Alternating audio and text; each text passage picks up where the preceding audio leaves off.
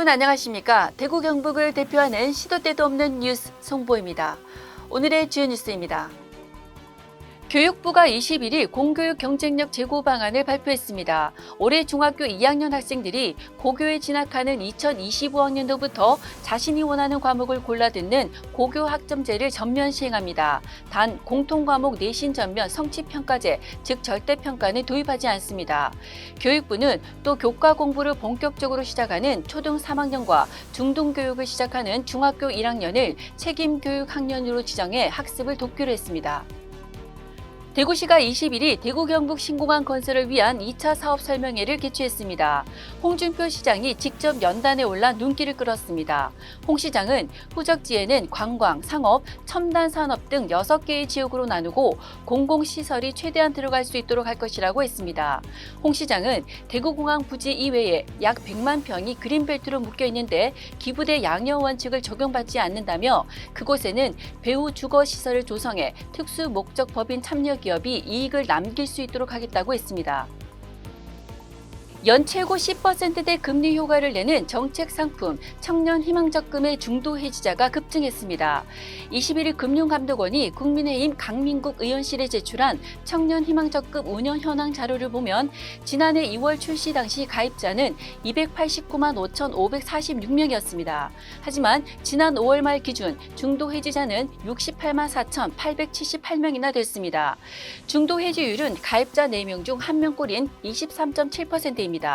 상품 출시 초기에는 목돈 마련의 기회로 여겨져 큰 인기를 끌었지만 고물가, 고금리 여파 등으로 저축할 형편이 되지 않자 이탈자가 급증한 것으로 보입니다. 허시영 대구시 의원이 대구시 어린이회관 운영조례 일부 개정 조례안을 대표 발의했습니다. 허 시의원은 단계적 시행 방안 마련 등 다자녀 정책 확대 계기를 마련하고자 이번 일부 개정 조례안을 대표 발의하게 됐다고 밝혔습니다. 조례안 주요 내용은 전면 리모델링 후 재개관을 앞둔 대구 어린이 세상 이용료 감면 다자녀 규정 3자녀에서 2자녀를 확대, 시민 및 전문가 의견 수렴에 따라 기존 대구 어린이회관 명칭을 대구 어린이 세상으로 변경하는 것 등입니다.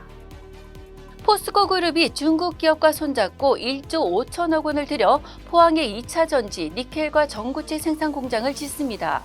포스코 홀딩스와 포스코 퓨처엠은 21일 중국 CNGR과 2차 전지용 니켈 및 전구체 생산을 위한 합작 투자 계약을 체결했다고 밝혔습니다.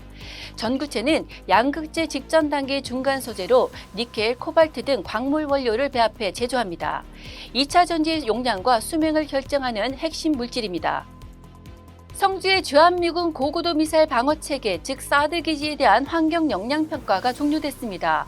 환경부는 21일 국방부 국방시설본부가 지난달 11일 접수한 사드 기지 환경 영향 평가서를 승인했다고 밝혔습니다. 가장 우려했던 전자파는 아무 문제가 없는 것으로 결론났습니다. 지난 2017년 임시 배치 이후 6년 만에 기지 건설을 위한 행정 절차가 마무리됨에 따라 사드 기지 내 인프라 건설이 본격화될 전망입니다. 단오인 22일 대구와 경북 지역은 낮 기온이 올라 덥겠습니다.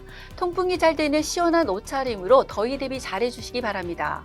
오후부터 저녁 사이 요란한 소나기가 오는 곳이 있겠으니 나오실 때는 우산도 하나 챙기셔야겠습니다. 소나기 특성상 좁은 지역에서 강하게 쏟아져 각별한 주의가 필요한데요. 하상 주차장 이용 시 차량 침수 가능성이 있으니 피해가 없도록 유의하시기 바랍니다. 대기 확산이 원활해 미세먼지 농도는 좋음 수준입니다. 지금까지 6월 22일 목요일 영남일보 시도 때도 없는 뉴스였습니다. 다음 시간에 뵙겠습니다.